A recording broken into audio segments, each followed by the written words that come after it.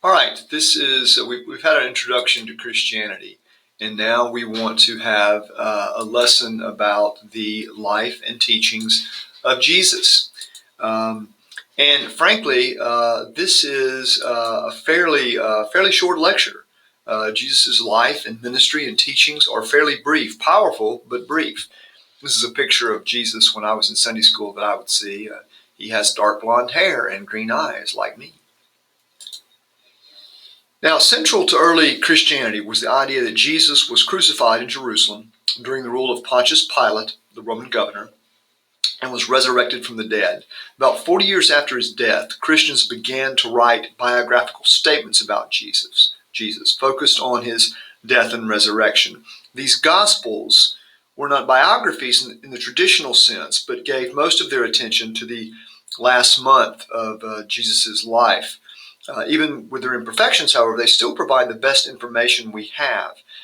There are some slim remarks from Flavius Josephus, that worldly Jewish historian in Alexandria that we mentioned, and Suetonius, the Roman historian, but they're slim. We know Jesus, however, existed because of that. The historicity of Jesus is in little doubt. And the last century has been revealing in history and archaeology and linguistics, and it makes the words and deeds of Jesus Christ in the Gospels make more sense. Jesus Christ was unmistakably a Palestinian Jew of the first century. So Matthew places the time of Jesus' birth in the years prior to the death of Herod the Great, who was the Hasmonean king, who was sort of the client king of the Romans. And that would have been about 4 BCE. That's right. Jesus was born in 4 BCE. I've got a bit of a calendar error, so I guess technically it's really 2019, not 2015 as I recorded this, but small issue. The Gospels place Jesus within the background of first century Judaism. He quotes Hebrew scripture. Each gospel writer sees Jesus as the fulfillment of promises in the Hebrew Bible, messianic promises. The New Testament shows them observing Jewish holidays and concerned with the correct interpretation of Jewish law. Although Jesus is sometimes seen at odds with the law, similarities with it and respect for it are much, much more common. Although the Gospels agree that during his public ministry, Jesus spent time teaching and healing both the small and large groups, he was called rabbi by his disciples in the truest sense of the word, master teacher. Both the form and content of Jesus' teachings are respected as outstanding among the world religions. Simple, direct statements like those of the Beatitudes in Matthew 5, 3 through 12. Things like, blessed are the poor in spirit, for theirs is the kingdom of heaven. Blessed are the pure in heart, for they shall see God. Very simple, powerful teaching. But he's most remembered for the teaching device of the parable, like the parable of the Good Samaritan. There's a Jewish person who is on the road to Jericho, and he's set upon by robbers and beaten and left for dead. And several highborn Jewish priestly types pass him by and don't stop to help. But a Samaritan, a group very discriminated against by Jews of the era, does stop and helps him and takes him to an inn and binds his wounds and leaves money with the innkeeper to take care of him and says, if it costs more, I'll pay more when I get back. And Jesus, asked after telling this story, he said, which of these three do you think was neighbor to the man who fell into the hands of the robbers? And the person listening to the story answered, the one who showed him kindness. And Jesus replied, go and do as he did. Simple, powerful stories. And also, all of the Gospels record that Jesus was a worker of miracles. This may seem strange, looking for a historical Jesus, and odd to our 21st century mindset, but this was perfectly normal and in keeping with these charismatic prophetic types of the first century. So what is the crux of Jesus' teaching? It's difficult to find one central theme in all the teachings of Christ. One might be peace, although it would be a mistake to say pacifism was his total answer to the world's problems. At one point, he urged his disciples to be armed and wary, and he definitely showed anger. Some Christian groups contend that the central message of Jesus' message was people's superiority over Jewish law. Many of his actions suggest an indifference to halakha. However, other times he expresses great reverence for it. Indeed, many of the teachings of Jesus parallel those of other great rabbis whose words ended up in the Mishnah.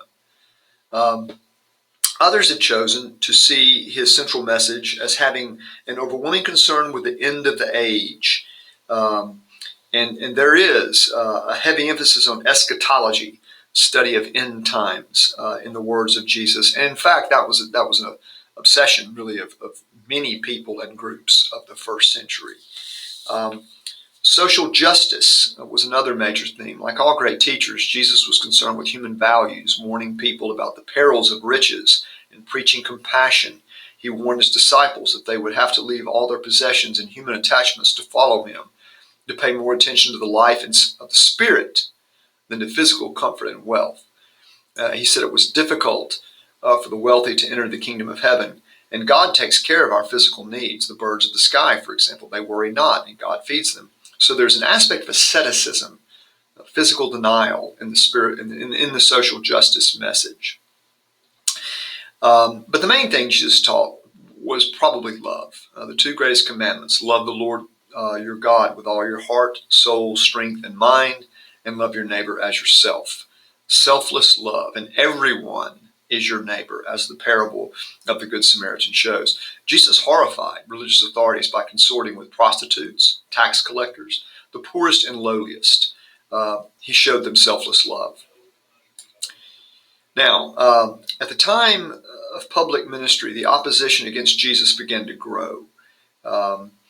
Mark 8:27 through 29 refers to this, and Jesus asked one of his disciples, "Who do you think I am?" And they replied, "You are the Christ." So it becomes kind of evident that Jesus is the Christ, the Messiah, the Meshechah, anglicized Messiah, and the Greek word of which is Christos. Messiah means anointed one, but also perfected or enlightened one. And he followed this statement with a warning that he would soon go to Jerusalem and be put to death. And in fact, he was crucified. The gospel accounts place the responsibility for Jesus' death on the Jewish leaders and crowds in Jerusalem who were there for Passover, as was he. These accounts lay the foundation for much of the anti-Jewish feeling and persecution that followed from Christians for the next 2,000 years. But Jesus surely would not have been crucified had the Romans not wanted it. He was executed in a Roman fashion by Roman soldiers and by the order of the Roman authority, Pontius Pilate. Then Jesus was resurrected. This is a big, big deal. Just as the Exodus was the central event in Judaism, Jesus' resurrection clearly is the central event in Christianity. Gospels vary somewhat on his activities following the resurrection. He appears to different groups of followers in Jerusalem and Galilee at various times over the next 40 days. Eventually, he gathers his friends together at the Mount of Olives outside Jerusalem and ascends into heaven. This resurrection event becomes central to early Christianity and almost all subsequent Christian groups and denominations. Again, this is a big deal.